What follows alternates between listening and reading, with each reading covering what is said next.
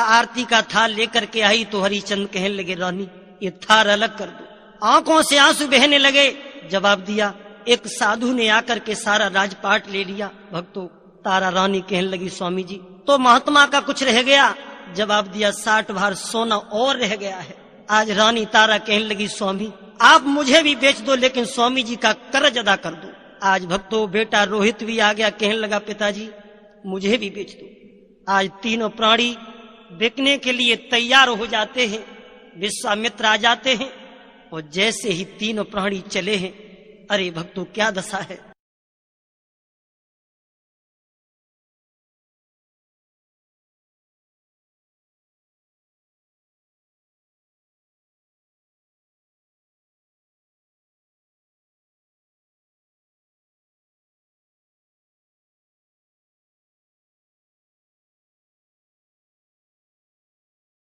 जैसे ही तीनों प्राणी चले हैं,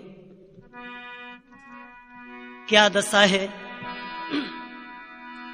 आ रह गई अबदी उदासी छाई, बिकी बे जाई रहे तीनों प्राणी।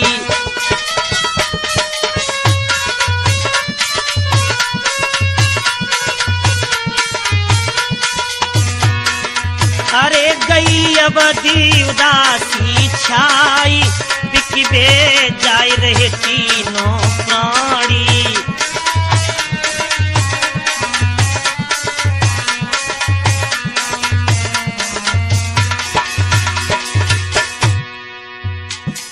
चले हैं तीनों प्राणी।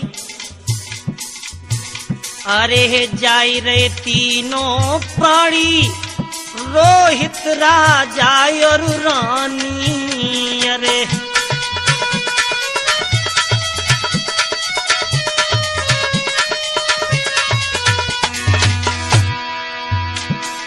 अरे गई अबदी उदासी छाई, बिकबे जाए रहे तीनों प्राणी।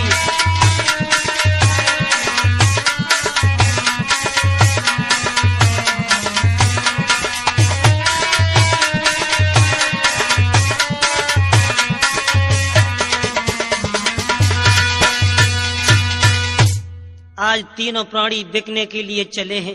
सबसे पहले सत्यवादी ने अपनी जन्मभूमि को प्रणाम किया। माँ, आज मैं तुम्हें छोड़ करके जा रहा हूँ, मेरी प्रजा का ख्याल रखना।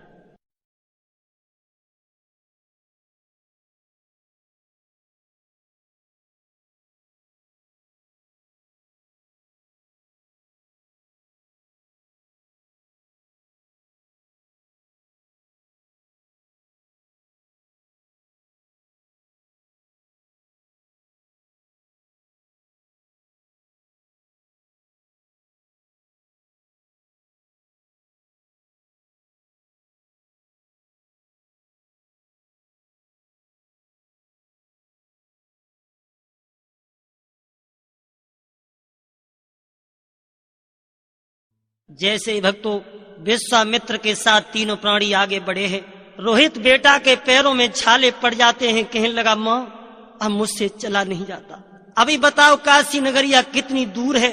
रो करके कहने लगा, रोहित अरे लगी लगी ठोकर खाई, चला नहीं जाता है। काशी कितनी दूरी बता मेरी माता है।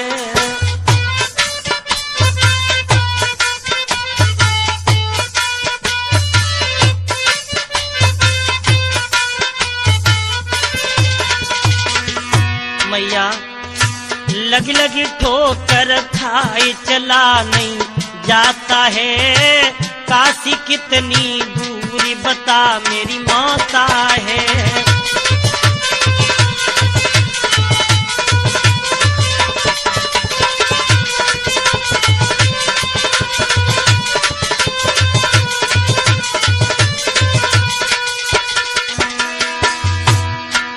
मैं मरा प्यास के मारे, कोई पानी हमें पिला दे।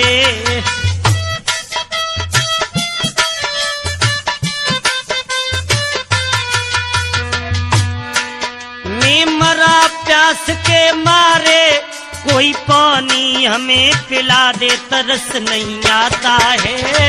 काशी कितनी दूर बता मेरी माता है।